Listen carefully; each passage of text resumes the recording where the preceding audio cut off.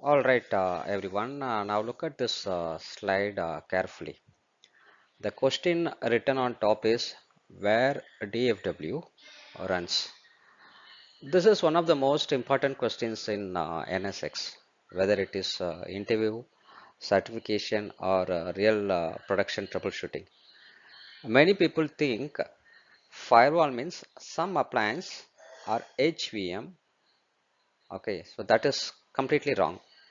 In NSX, distributed firewall does not run on NSX Manager or it does not run on Edge and it is not a virtual appliance. Distributed firewall runs inside the ESXi host kernel itself. Now, in this example, you can see the big box on the left side. That is one ESXi host. So inside this ESXi host, you have multiple virtual machines and each VM has an application, then an operating system and a virtual NIC card. When a VM sends traffic, the packet does not directly go to the virtual switch. Before that, it passes through something called the dvFilter. So here dvFilter is not a new option for NSX. So people who already worked on vSphere support, they might aware of this dvFilter. But anyway, I'll just give an intro about what is uh, dvFilter. Let's try to discuss this dvFilter first, and then we'll move forward. Okay, so dvFilter is a framework inside ESXi which allows security modules to inspect traffic. Inside dvFilter, you can see three slots. Slot 0 is ESX firewall, and next is thing is this is the default ESXi firewall which protects ESXi services like SSH and management. Slot 1 is software security, which is a security framework. Okay, then slot 2 is the most important one called VMware SFW. Please remember this name. VMware SFW is the distributed firewall engine for NSX. This is where distributed firewall actually runs on my ESXi. So what happens in real time is very simple. The moment a VM sends a packet, the packet first hits VMware software inside the ESXi kernel.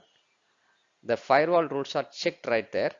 If the rule says allow, then the packet continues to the virtual distributed switch. If the rule says drop, the packet is dropped. So immediately at the source VM itself. So that is why we say distributed firewall works at the VM vNIC level. Now look at the red box here called vSIP. So here vSIP is the data path component which actually enforces the firewall decision. So vSIP does not decide the policy. It only executes the policy what it receives from NSX Manager through the control plane. Now look at the right side where NSX Manager is shown. So NSX Manager never sees live traffic. So it's just for management. So NSX Manager is only for centralized management. As an administrator, you log into the NSX Manager. And I'm going to create firewall rules and I'm going to publish it. That is the only task we are going to perform from the NSX Manager. But those rules are pushed via the control plane to all ESXi hosts. After that, each ESXi host enforces firewall locally and independently. So that is why these firewalls are called distributed firewall.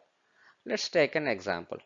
If we have 10 ESXi hosts, then you have 10 firewalls. If we have 100 ESXi hosts, you have 100 firewalls. So no bottleneck, no hairpinning, no dependency on edge. Okay, so one important thing to remember here is distributed firewall is enabled by default. So we are doing the host preparation for ESXi host, right?